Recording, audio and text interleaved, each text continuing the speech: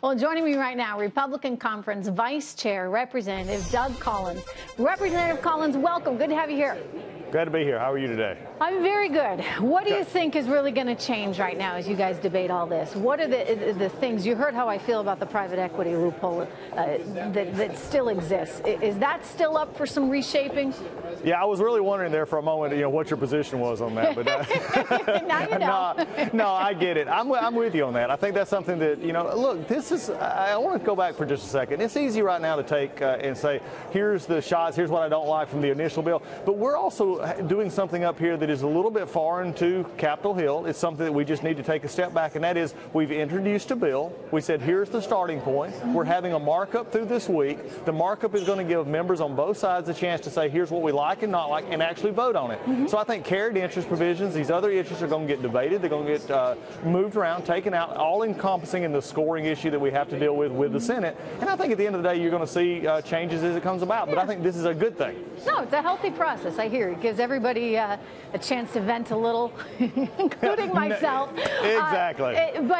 There's also a lot of good stuff in there, and I don't want that to get lost in my criticism here, but there's a lot of really good stuff that I think, Representative, could make a real change in the economy and how much money people have, because as you well know, Americans just haven't gotten a raise in years. Oh, exactly. When you start looking at this thing overall, and that's what we've tried to tell everybody, is say, look, before you go to your pet project or you go to your pet industry, look at it overall. And what we've actually had is several businesses who, like late last week, said, oh, this is maybe a problem. They've came back and said, okay, wait, we've looked at it overall, we're okay. But when you start talking about the tentacles, really, and I break it down to simplicity from my part. When I have families and the tentacles of the IRS are being removed from their pocketbook, when we're putting more money back in their check every month, and that they don't owe to the government, then they have the ability to then spend the money the way they want to. They have a chance to make those dreams, to make those applications to their own family situation. You have businesses who no longer have to worry about what do I have to do to plan to work a tax problem, instead of hiring somebody or buying a new piece of capital equipment, buying something that actually stimulates our economy. You're exactly right. Those are the things that we need to focus on. No, I love those things. I think that that's going to be very helpful. Let me ask you about state and local taxes. You probably heard the soundbite we played earlier of Senator Cruz talking about his concerns because some Americans would be paying more as a result of the states they live in.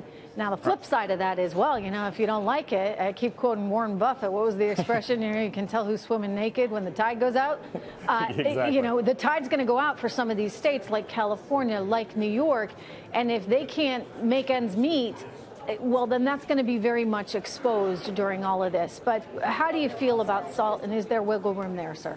Well, I think there's going to be some adjustments made to at least, look at that issue from a perspective of these states. But also, it's really something interesting. I read, and heard some talking about that the federal government is the protection for their citizens against their state. Well, how about the folks in those same states start electing officials who respect their pocketbook? And if they're not respecting their pocketbook enough to continue to raise rates, and just in California just did on the gas tax just this past, week or two, these are the kind of things that we need to look at in the overall picture. And what we have found, though, is, again, when you look at AMT, the alternative minimum being taken away, you look at the increase in the standard deduction, you look at the fact that only 30% actually itemize, and we're looking at a bill that maybe drops that down to the single digits of itemization.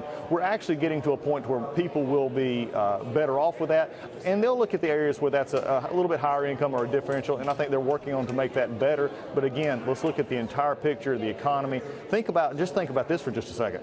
We get this tax bill passed for individuals and corporates, and then we look ahead to 4% GDP, 3.5% GDP. At that point in time, a lot of things get better. Hey, look, Representative, I agree with you. When the economy is doing well and people have a chance to provide for their families and they think positively about the future and their children's future, it solves a whole lot of these other issues.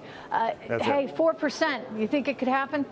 I think good. We do something like this, and the president's been behind it. We're supportive of Donald Trump's vision, and we're supportive here on the Capitol Hill because this is what we came here to do, and that is transform the way our country works. We've seen what it can do. Let's now put it back to work for the American people. All right. Well, good luck with it. And Congressman, look at that private equity loophole, if you would, sir. They're going to work on it. Thanks, sir. Good to see you. Thank you very much, Doug Collins. Bye-bye.